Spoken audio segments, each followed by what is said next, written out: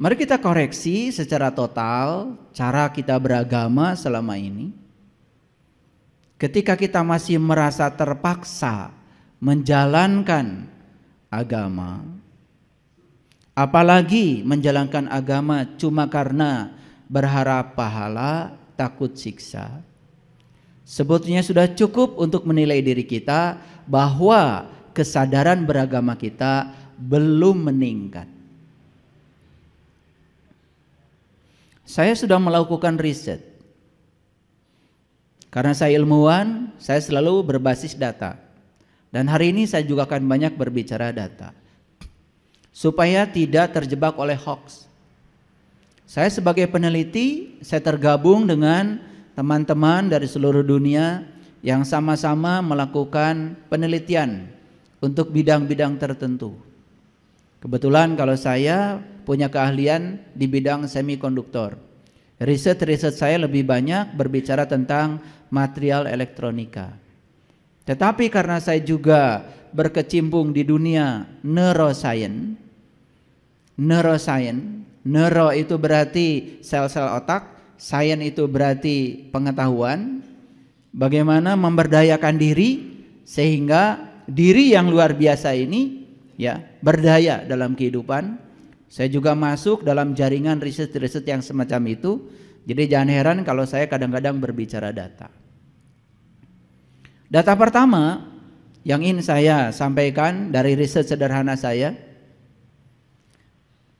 bertanya dari Sabang sampai Merauke, karena dulu saya sering sekali bepergian ke berbagai tempat. Sumatera, Kalimantan, Sulawesi itu semua sudah ya udah hafal lah saya. Saya bertanya yang sederhana saja. Ini pertanyaan saya kemukakan pada orang biasa, pada orang yang saya anggap sudah punya kesadaran, anggapan saya. Karena dia juga mengembangkan pendidikan agama, bahkan memberikan ceramah-ceramah agama. Pertanyaan saya satu, mengapa Anda sholat? Itu pertanyaan riset. 99,99% responden ketika ditanya mengapa Anda sholat, semua jawabannya sama. Kira-kira kalau saya tanya respondennya di sini juga akan sama. Jawabannya tidak mengejutkan dan semua jawabannya sama, yaitu karena sholat adalah kewajiban. Saya tanya lagi, apa artinya wajib? Ternyata hampir semua 80% bisa menjawab. Wajib itu artinya dilaksanakan dapat pahala, ditinggalkan dapat siksa. Jadi jelas dia melakukan sesuatu karena dua dorongan. Satu berharap pahala, yang kedua takut siksa. Sedangkan seseorang beragama kan tujuan utamanya adalah memilih suatu jalan agar dia sampai kepada tujuan dari jalan itu. Dan tujuan jalan itu kan sebetulnya adalah Tuhan, Allah, terserah apapun menyebutnya. Itu kan tujuan jalan kita. Tapi kok tujuannya adalah pahala, berhubungan dengan surga yang selama ini disebutkan, atau siksa yang berhubungan dengan neraka. Padahal tidak ada dalam Quran satu klausul yang menyatakan bahwa sesungguhnya kita berasal dari Allah dan kita akan kembali ke surga. Nggak ada. Yang ada adalah inna lillah wa inna ilaihi rajiun. Sesungguhnya kita berasal dari Allah dan jelas kita harus kembali kepada Allah. Itu tujuan kita. Makanya lahirlah yang namanya agama. Apa sih agama itu? Agama itu jalan. Jadi jangan heran kalau jalan banyak. Sekali lagi, jangan heran kalau jalan banyak. Mau sampai di tempat ini, boleh memilih jalan. Mau lewat jalan pesantren, situ ke sini, boleh. Mau lewat jalan Sirna Rasa dari sini ke sini, boleh. Mau lewat jalan sentral dari sana ke sini boleh. Mau lewat jalan belakang namanya jalan Sukajaya ke sini boleh.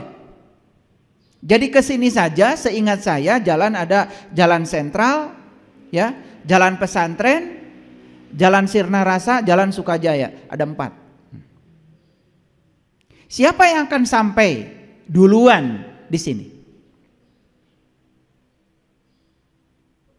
Tentu saja yang sampai duluan di sini adalah mereka yang satu tekun di jalannya setelah memilih jalan. Yang kedua, mengikuti rambu-rambu yang ada di sepanjang jalan. Dan sampai di sini. Coba. Yang merasa jalan dia paling benar, tapi nggak pergi-pergi. Lalu terus menyalahkan jalan orang lain.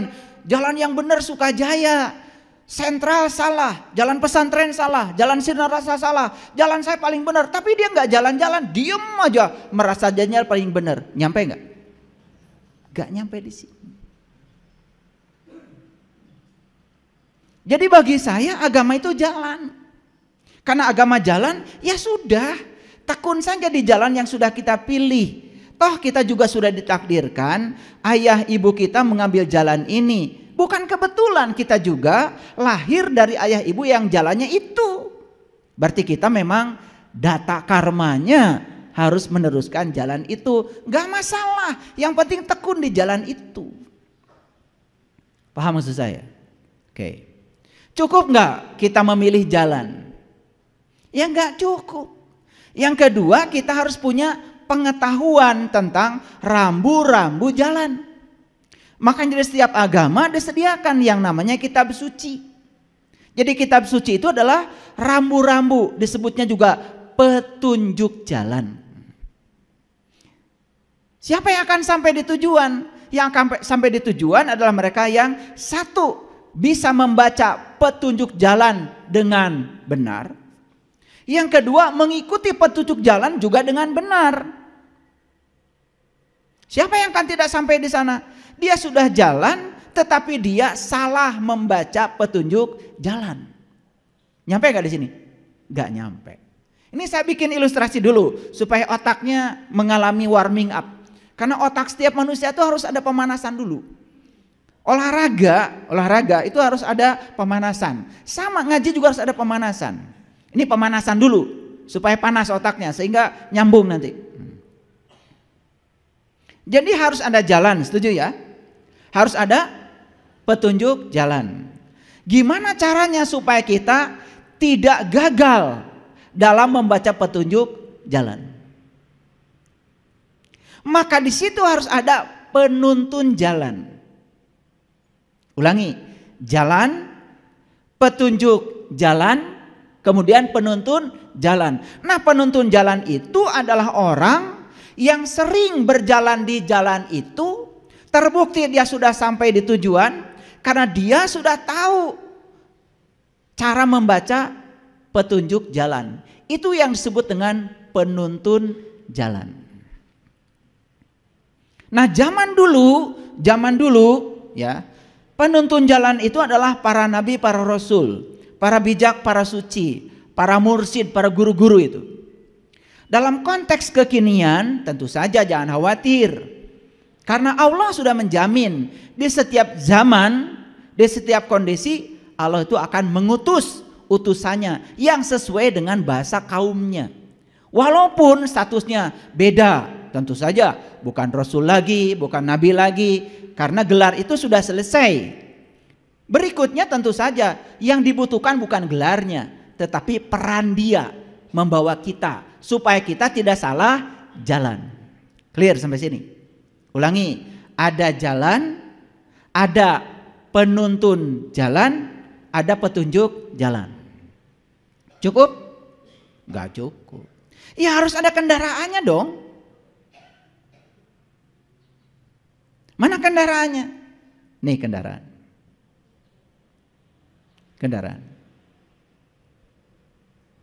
Kendaraan yang paling hebat yang disediakan semesta ya tubuh. Kalau ada kendaraan berarti ada penumpangnya. Siapa penumpangnya? Penumpangnya adalah jiwa kita. yang sudah menumpang di tubuh kita sejak kita lahir. Itulah penumpang kita yang akan diantarkan ke jalan, ke tujuan jalan. Awas, jangan jalan-jalan tetapi ketika ditanya mau kemana, gak tahu mau kemana, bingung kan? Kita jalan-jalan, memilih jalan, sebenarnya tujuan utama adalah mengantarkan nih sang jiwa setelah diperankan di kehidupan di dunia ini, selesai dia tahu tempat pulangnya.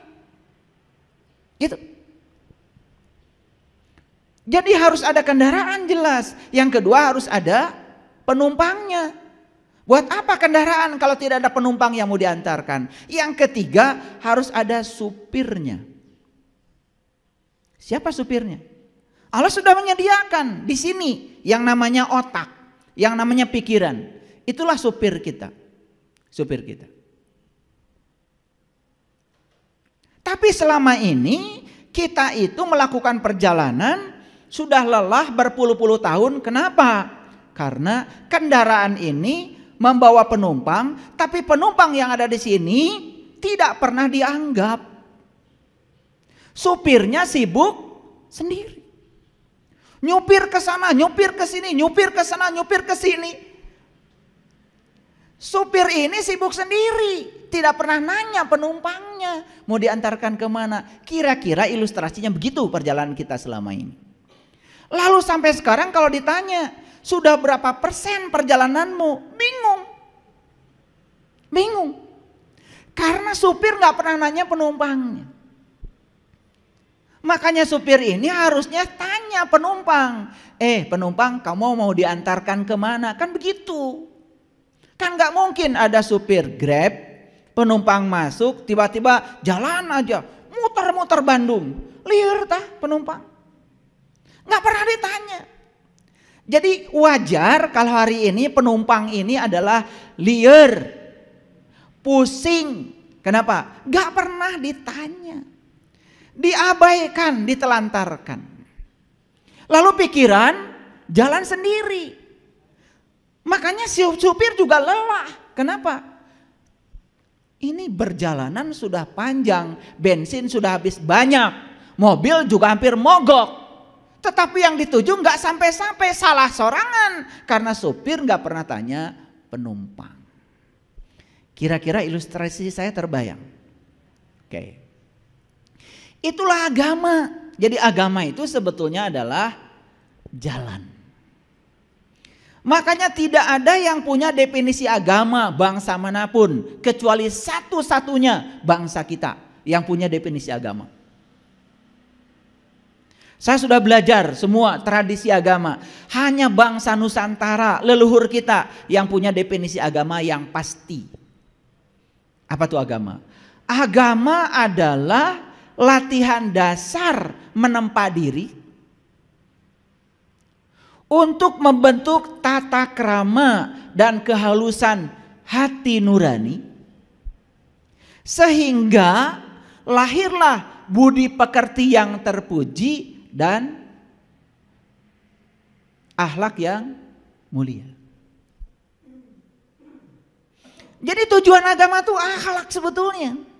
Selama ini kita terlalu sibuk ya pada instrumen, pada alat, tetapi tidak pernah mengerti tujuannya apa.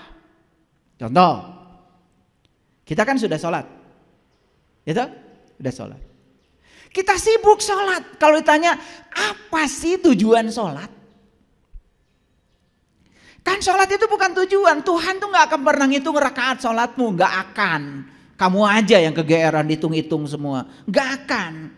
Karena di Quran jelas perintahnya. Aqimis sholat, inna sholat tanha anil fahsya wal munkar.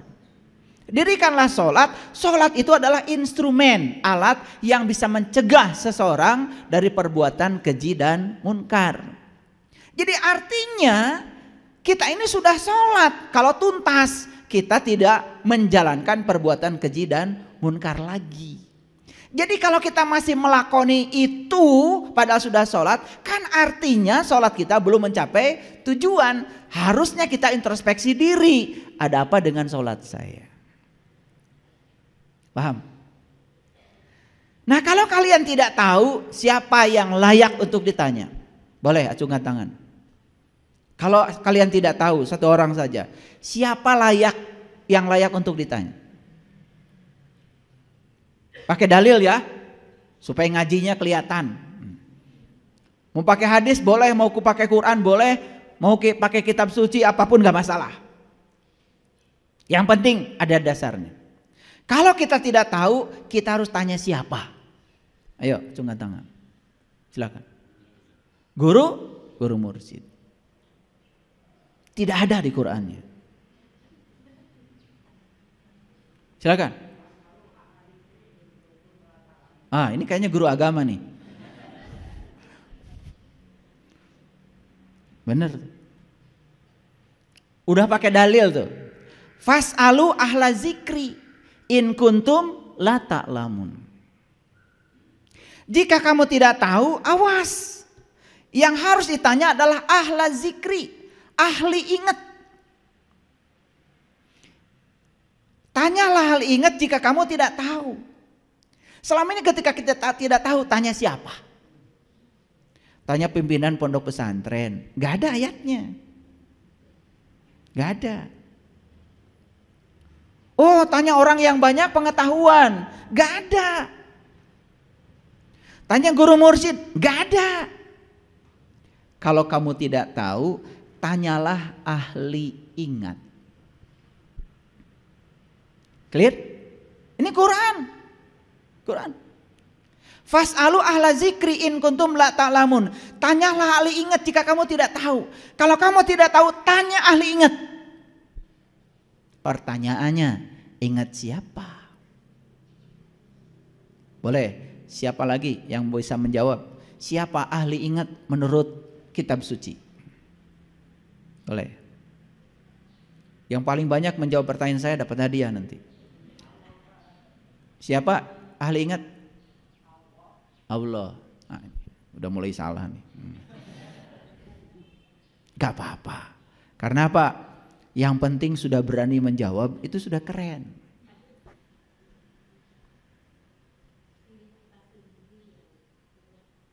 Diri kita sendiri. Ingat aja belum. Siapa?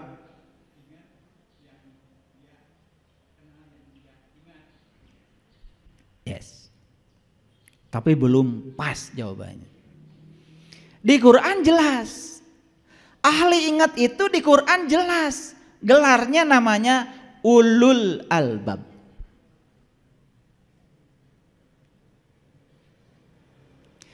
Inna fi khalqis samawati wal ardh wa ikhtilafil laili wan nahar la ayatil li ulil albab alladzina yazkurunallaha qiyaman wa qu'udan wa ala junubihim.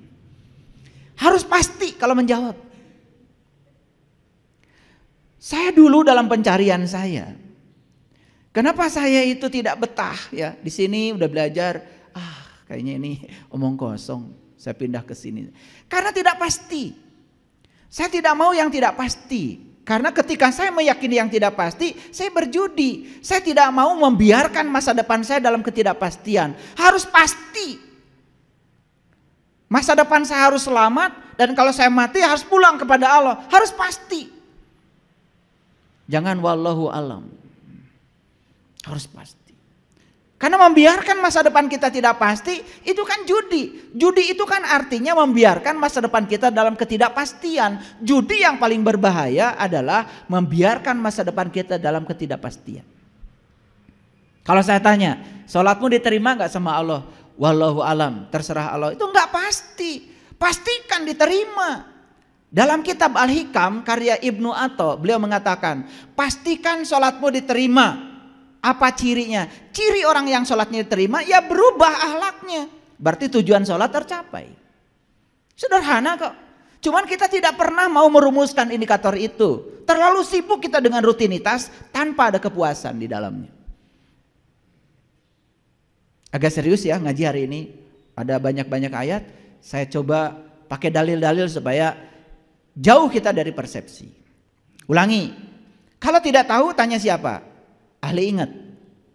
Siapa ahli ingat menurut Quran? Ulul albab, jelas di Quran dikatakan ulul albab itu adalah orang yang sudah sukses mengingat Allah dalam keadaan berdiri, duduk dan berbaring. Berarti ulul albab itu siapa sebetulnya?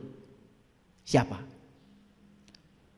Gak mungkin dia bisa mengingat Allah kalau dia belum tahu dan kenal kepada Allah. Berarti ulul albab itu bahasa kitanya adalah orang yang sudah tahu dan kenal kepada Allah.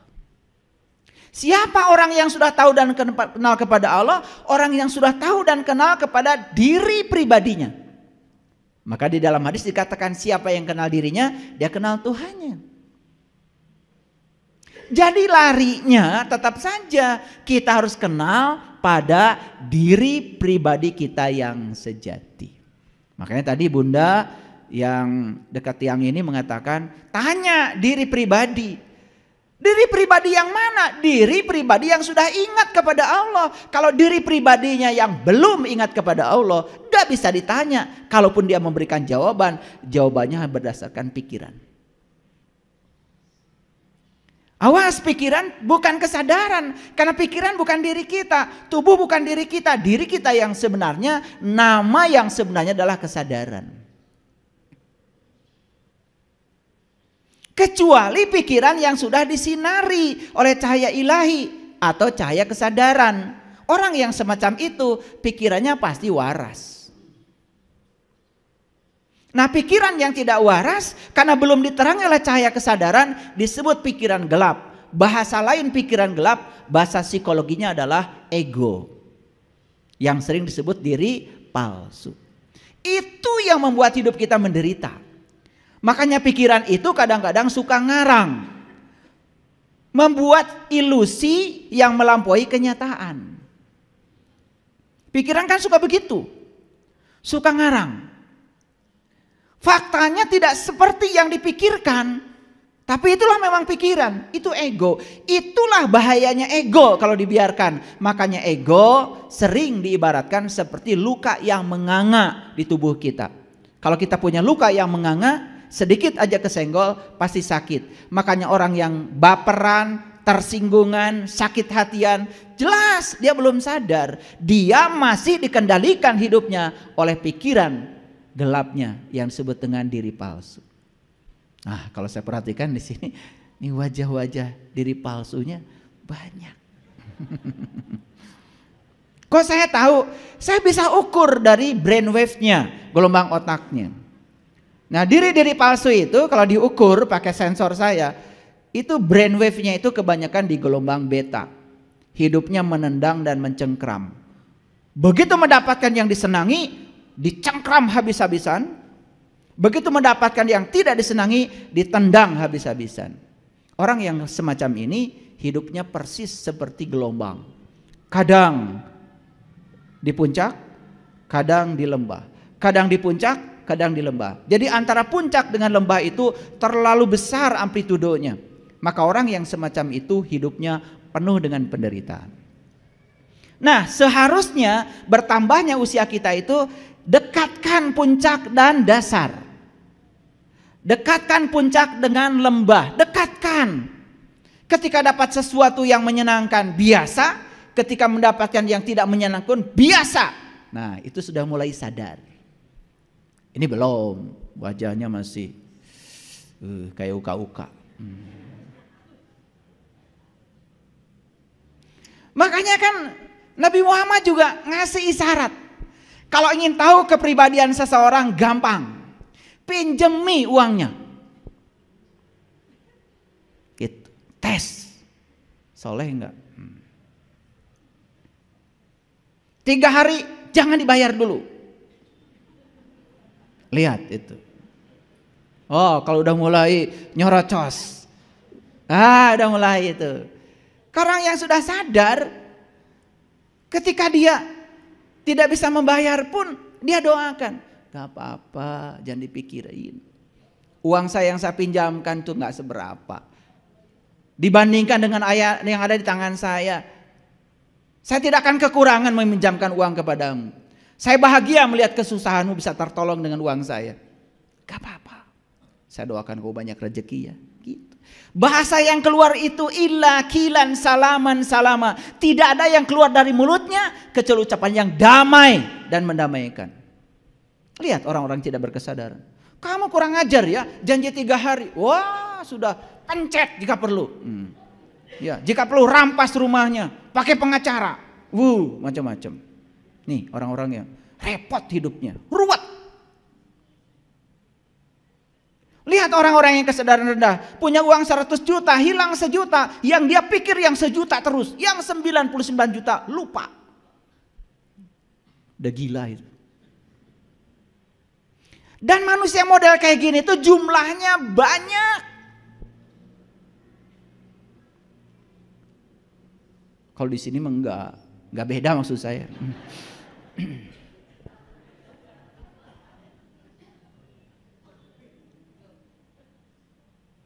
Makanya judulnya hari ini tidak ada paksaan dalam agama. Pesan apa yang mau saya sampaikan? Pertama, ngerti dulu apa itu agama. Agama itu adalah jalan. Agama itu adalah sangat pribadi, sangat pribadi. Makanya agama adalah alat pertahanan diri untuk melindungi diri dari kejahatan diri kita sendiri. Camkan itu. Ulangi.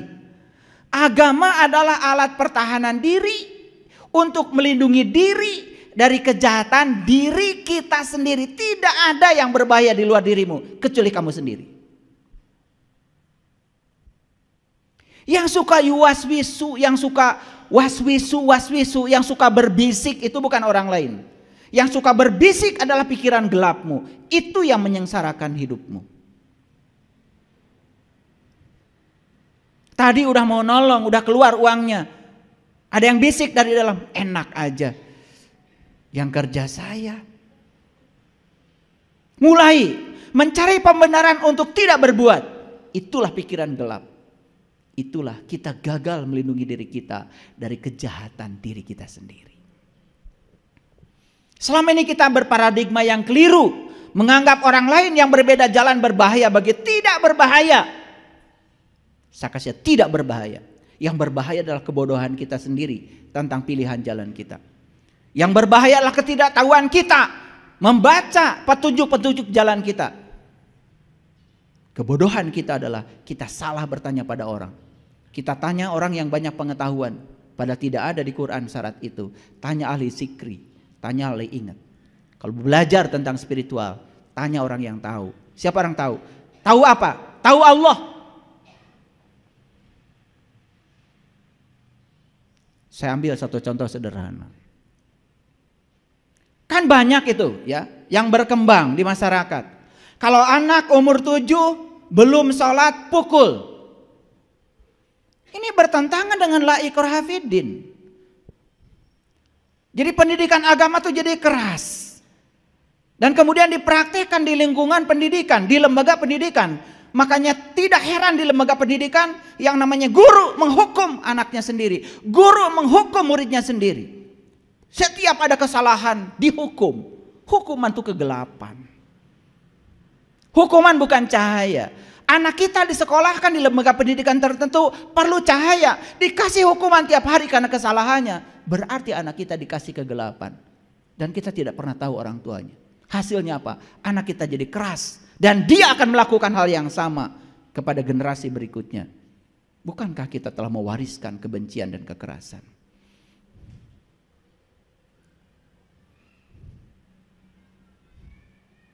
La ikraha fiddin, tidak ada paksaan dalam agama. Kalau tidak ada paksaan dalam agama, agama itu harus menarik. Agama itu harus menarik. Agama itu harus membuat kita mau melakukannya. Banyak saya mengajarkan anak-anak muda. Dulu belum ketemu saya. Dia bilang, saya disuruh bapak saya, ibu saya sholat. Ya saya cepet-cepetan aja katanya ayah. Supaya ibu bapak saya senang. Dan setelah itu keluar dari kamar. Yang penting wajah saya katanya udah basah, ada air wudhu. Dan ibu saya senang karena saya sudah sholat. Apa-apaan itu.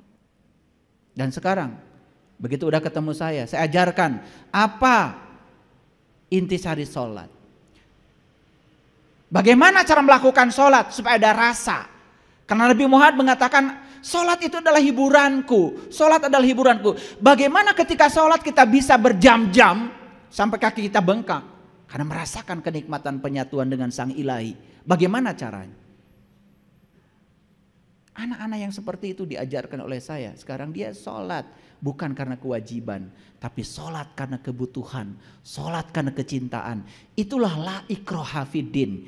Artinya bukan dipaksa harus sholat sementara mereka tidak tahu apa yang harus mereka lakukan.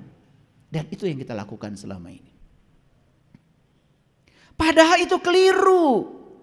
Ya, kalau anak umur 7 belum sholat, sudah balik katanya pukul. Itu isyarat, itu bukan bahasa yang sebenarnya.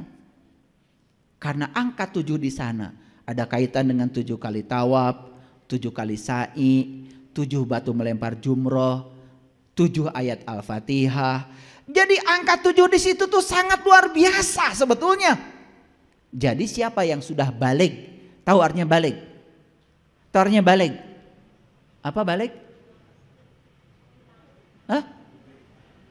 Tuh, itu aja belum ngerti. Berkesadaran, ngarang. Jadi kita ini terbiasa ngarang. Apa kata orang? Mengira-ngira. Tapi kita merasa paling benar. Padahal ilmunya ilmu kirata. Tahu ilmu kirata? Dikira-kira dan tidak nyata. Saya kasih tahu, balik dari kata balago. Balago. Balago itu artinya sampai. Jadi anak ini sudah balik, kalau dia sudah sampai, ciri sampai sudah mengerti yang 7. Sudah mengerti rahasia 7. Sudah mengerti rahasia tawaf, rahasia sa'i, rahasia itu. Itu namanya balik.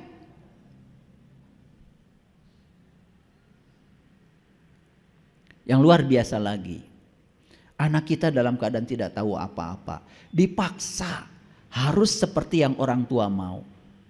Bahkan bajunya pun dipaksa seperti yang orang tua mau. Dipaksa seperti yang dipersepsikan oleh orang tua kebenarannya. Pertanyaan saya, kemerdekaan anak kita dirampas oleh siapa?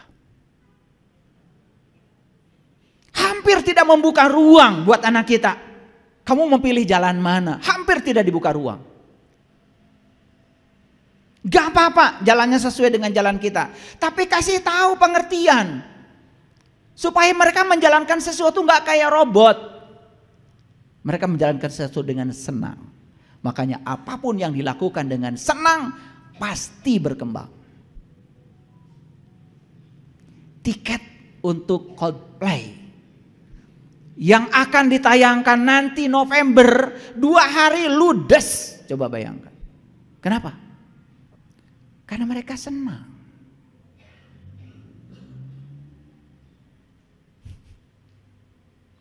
Coba, gimana caranya sistem pendidikan agama itu membuat mereka senang? Ini yang harus dibongkar oleh kita. Mumpung kita masih diberi waktu. Gimana kita memberikan sistem pendidikan yang membuat mereka itu bertanya bebas dan kita bisa memberikan harapan-harapan dari pertanyaan mereka sehingga mereka tuh melakukan sesuatu bukan sebagai robot, tetapi mereka melakukan sesuatu karena mereka mengerti. Bisa sebetulnya. Cuman sistem pendidikan kita selama ini terlalu banyak membungkam. Bahkan ketika anak bertanya, "Di mana Allah? Allah itu siapa?" Langsung murtad. Itu pertanyaan alami yang datang dari anak, betul nggak? Tapi orang tua tidak siap memberikan jawaban karena orang tuanya tidak tahu apa yang terjadi. Cukup, jangan bertanya begitu, masuk neraka. Dan berulang kali kata-kata itu disampaikan pada anak kita, masuk subconscious mind. Akibatnya apa? Anak menjadi takut untuk bertanya. Sudah, yang penting hafalkan juz amma. Juz amma. Hafal. Soleh kamu. Padahal hafal itu dalam kriteria kognisi itu termasuk low order thinking. Berpikir tingkat rendah itu adalah hafal. Karena berpikir ada 6 tingkatan. Mengingat, memahami, mengaplikasi, menganalisis, mengevaluasi, kemudian mensintesa. Pengetahuan kalau belum disintesa itu belum ada artinya. Pengetahuan hanya dihafal itu nggak ada artinya. Saya menghafal ayat-ayat Quran itu pakai logika, bukan dihafal begitu saja. Makanya tidak pernah lupa. Berbeda menghafal sesuatu yang kita tidak mengerti dengan menghafalkan sesuatu yang kita mengerti. Berat otak kita, berat memori kita. Kalau menghafal sesuatu karena mengerti, menghafal itu karena alami saja karena mengerti jadi gampang. Saya ditanya oleh mahasiswa saya ribuan rumus fisika, sekarang saya ditanya hafal semua. Dan saya hafal bukan karena membebani otak saya untuk menghafal, tidak, karena saya mengerti. Nah, saya sering tantang mahasiswa saya lagi jalan kaki ditanya mau rumus mana, rumus kemagnetan, kelistrikan, mekanika, mau tanya yang mana sama saya bisa menyebutkannya. Dan saya hafal bukan karena hafal cangkem, tetapi karena mengerti.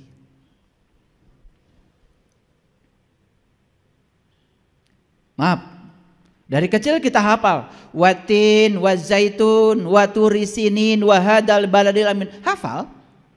Ketika tanya apa isinya, pesan apa yang ada di dalam, kita tidak bisa menjawab. Terus kalau kita hanya hafal tidak sampai kepada memahami, apalagi mengaplikasi, terus buat apa pengetahuan itu? Kan gak ada artinya. Di level kognisi saja itu level kognisi yang paling rendah. Dan selama ini kita mengagung-agungkan orang yang hafal ini, hafal itu. Betul? Padahal hafal itu baru level kognitif yang paling rendah. Saya sering ada orang tanya, minta sumbangan. Bapak minta sumbangan, kenapa, buat apa?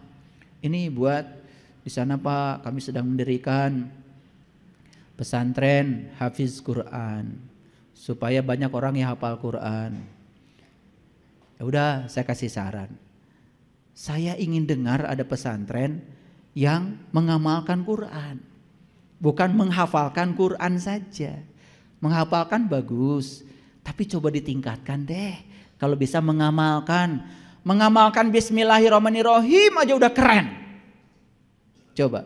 Kalau Bismillahirrahmanirrahim diamalkan itu udah keren. Atas nama Allah yang Maha Pengasih dan Maha Penyayang, apapun yang kita lakukan atas nama Allah, kita dipuji tidak terbang, dihina tidak akan tumbang. Karena segala puji habis buat Allah. Karena saya cuman sebagai kepanjangan tangan Allah menyampaikan cinta kasih Allah. La haula wala quwata. Saya memberi karena itu pemberian Allah, bukan punya saya. Saya berbuat baik kepada kamu karena memang tugas saya di sini adalah menjadi kepanjangan tangan Allah, menyampaikan cinta kasih Allah. Bayangkan kalau Bismillahirrahmanirrahim saja diamalkan, tidak mungkin ada permusuhan, tidak mungkin ada orang menghina orang lain, tidak mungkin ada orang merendahkan orang lain, tidak mungkin kita nyolot-nyolotan mata di jalan, gak mungkin. Tetapi pertanyaan saya, banyak yang hafal Bismillahirrahmanirrahim? Banyak yang mengamalkan Bismillahirrahmanirrahim? Inilah yang miskin dari kita. Ini pekerjaan kita. Dan kita merasa anak kita sudah soleh kalau sudah baca Bismillahirrahmanirrahim. Padahal itu adalah level kognisi yang paling rendah. Baru tingkatan hafal. Coba suruh dia memahami. Karena kita juga tidak paham. Maka kita juga tidak bisa memberikan tambahan lain kepada anak kita. Setuju?